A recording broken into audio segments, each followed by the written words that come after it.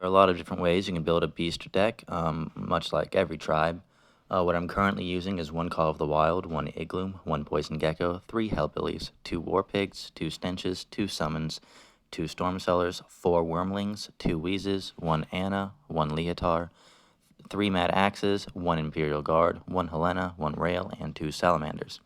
This is what I mostly use. However, I also have a couple other decks I use. For instance, there's also this one, which has two Clerics, three Horned Chickens, three Iglooms, three Hellbillies, three War Pigs, two Stenches, four Wormlings, one Wheeze, one Anna, one Leotar, two Mad Axes, two Imperial Guards, Helena, and two Faceless Altars. So when you're building a beast deck, the only things I would say are really mandatory is you want at least a couple War Pigs and a couple of Stenches. The reason for the Stenches is they're the only removal spell that Beast has, and the War Pigs are also a way you can AoE clear if the enemy units are on your side of the field. They could also get rid of stuff like Anna if the Anna's not too high level, or Terminite Queen.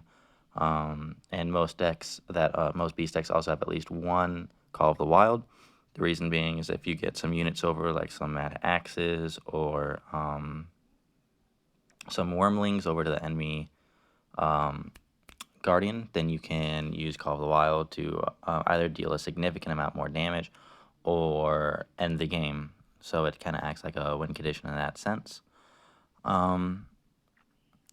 It has a lot of AoE. So Beast kind of lacks some AoE clear. So we use both Salamander and Rail along with the Stench. The Stench is also good to remove buildings. If they play a Faceless Altar, then you can hit both their Guardian and the Faceless Altar with your Stench to get a bit of a soul gain as well as deal some damage to their Guardian. Let's see, the Stormceller is pretty good at applying some pressure. And like I said in my analysis video, it's not necessary, but it is a pretty good card. So with that said, I guess I'll start into it. I'll play 3 games. I'm lowering the amount of games I play, so that way the video is easier to digest. One thing I've been working on in general, but also a lot more with Beast and Empire, is playing more passively and being more patient. This game is a lot slower paced than most games of the same genre. And like I said, I used to play a lot of Clash Royale, which is a very fast paced game compared to this, so you can play more fast paced. You have to be more patient when you play this game because of the low soul generation. So you want to be more efficient with your use of soul. In Clash Royale, I would never sit on 10 elixir for more than maybe like a second. But sometimes that's necessary here, especially if you don't have cards that you can just really play in your hand. So something I'm trying to get much better with is just sitting on 10 soul if I absolutely have to, waiting for things to happen so that way I can use the cards and soul that I have more efficiently. So this is very important for this game because of the slow-paced nature of it. So let's see how well I can put it into action in this video. Since I have a Salamander, I feel like I don't really need to start with pigs. The Igloo is good for supporting a push if I'm able to get one, so I'll keep it. Wheeze is a pretty good card to start with, in my opinion.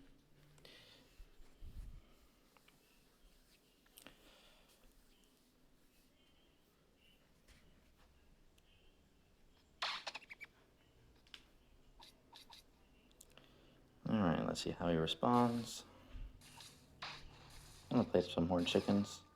Kind of late, as I also get a good amount of damage here.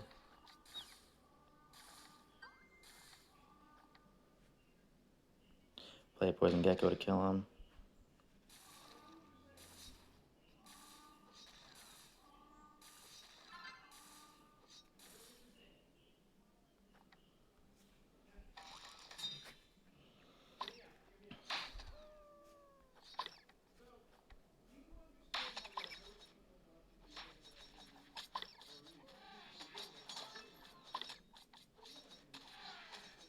Alright, I'll wait for them to get over to my side and then play some pigs on them, which is going to take a while because of the penguins.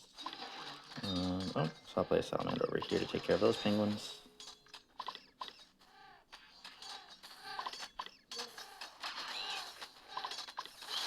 Alright, and that should take care of the Faceless Saint. I'll play a Helena to support the Salamander, so now the penguins will attack very slowly.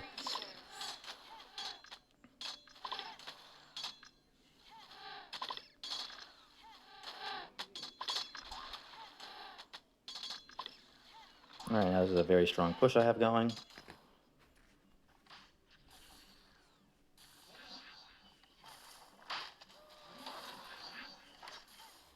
Alright.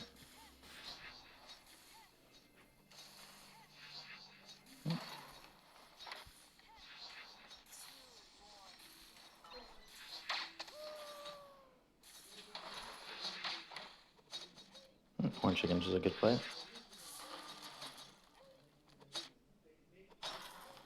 Alright, so I'm not really too, yeah. Alright, so now he's got 2000 HP left. I'm about to be full soul, so I can start another push. Block with this. Oops, I should have played that more to the side. So we'll do Mad Axes into Leotar. And then we can... Oh, I did not see him play that Salamander.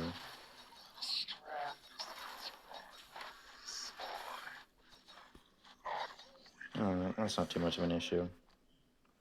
Alright, so once again, wait for full, or I'll wait till the ballista gets closer and targets.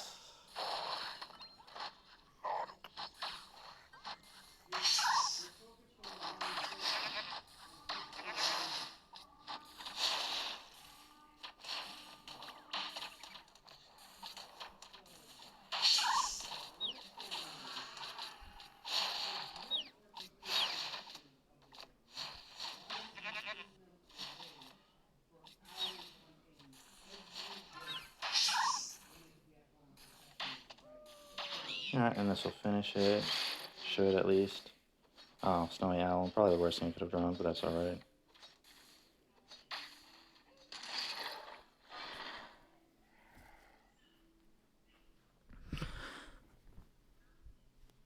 So a lot of it's really just, I made a couple mistakes in this one. For instance, I played the Mad Axes when the push was already over, so they didn't really get to do much. The Call of the Wild was a little preemptive as well, so I could have waited a little longer for those. Other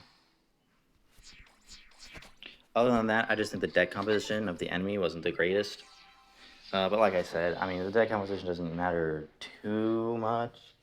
Salamander and Faceless Saints together, though, kind of seem like overkill for AoE damage-dealing tanks. Let's see.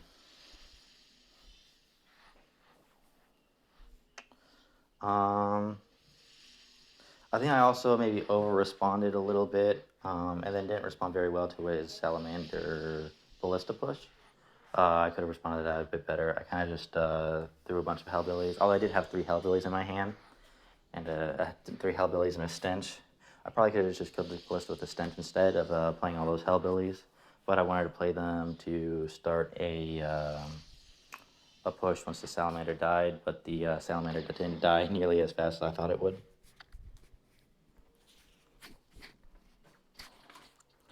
Alright, don't want to start with a Summon or Call of the Wild. Don't want to start with those 2 cards either, but okay.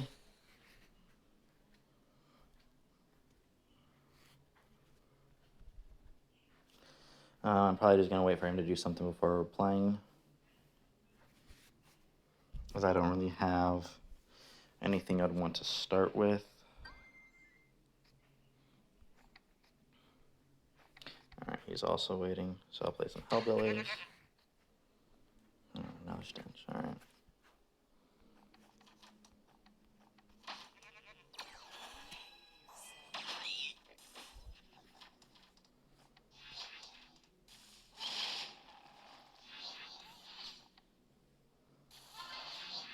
I'll use the Imperial Guard to buy some time for Anna.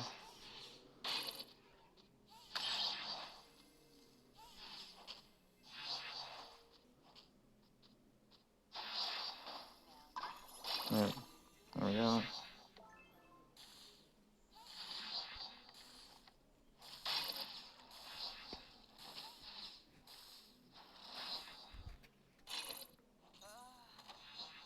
Unfortunately, not the best use of mana, but could have been worse.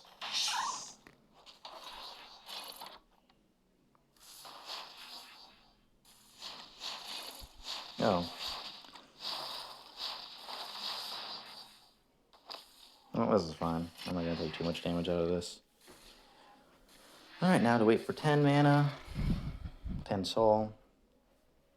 Mana, elixir, soul, all the same thing. I have a bit better cards in hand now. It is a little bit of a shame that my Anna didn't get too much use, though.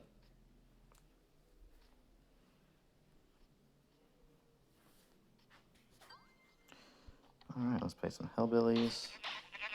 It looks like you have the same idea. Ooh, I have a rail, so I might be able to use that. Oh.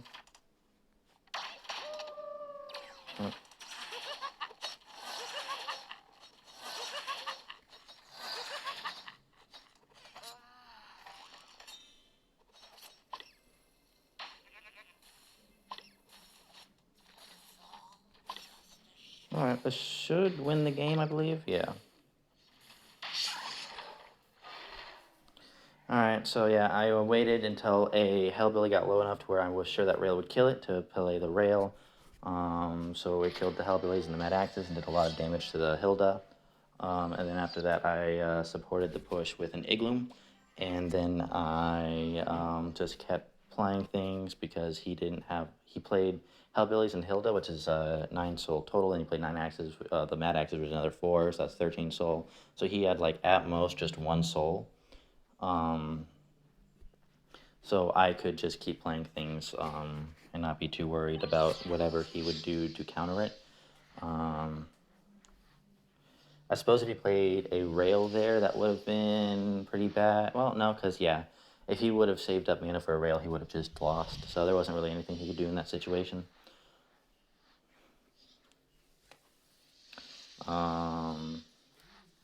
Yeah, so keeping track of soul, I think, is an important skill. It's one of the harder ones to learn, though. I have experience of keeping track of stuff like that because of, games and other things I've done in the past. So I'm just kind of used to keeping track of enemy resources.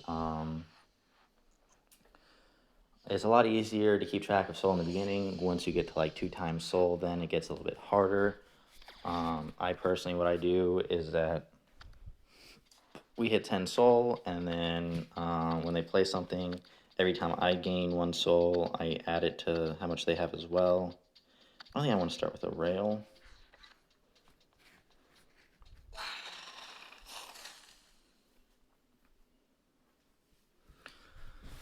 You don't have to necessarily do what I do to keep track of soul. Just kind of think like, oh, they played 12 souls worth of units. They probably don't have much soul, so I can do this because they can't play this counter to it that costs this much soul. Just stuff like that.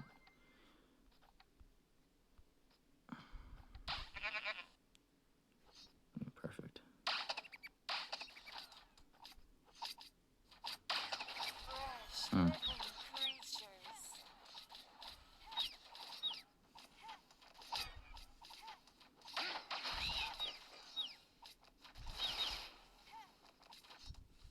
Interesting.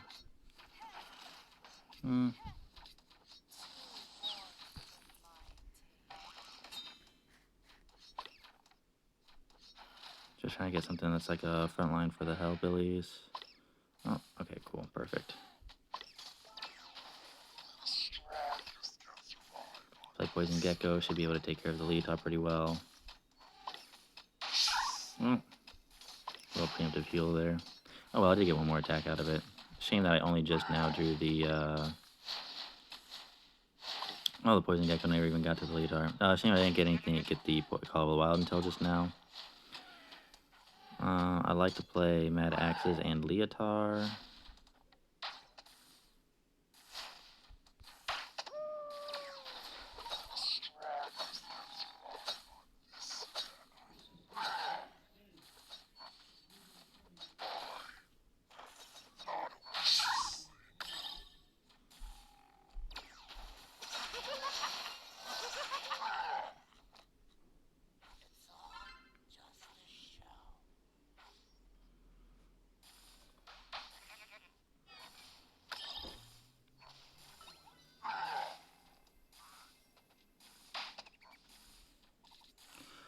Alright, so you played the rail. I try to use the leotard's ability as fast as I could to counter the rail. Well, that wasn't fast enough. All my units died, unfortunately. Except for the leotards. Once these get up there, I can play summon, and they should finish the game. Good, Poison Gecko. That's the best one, in my opinion, to deal damage to the enemy Guardian. Yep, there we go. Alright, I think that was 3 games. There weren't any losses, unfortunately. As I'm sure you guys noticed, and I've said before, I like to show some losses so that I can show you, mistakes that can lead to losing the game. Although I believe recently my play has improved greatly, even though my rank doesn't reflect it, because I've been a little busy making these videos, especially the analysis series where I don't actually play. But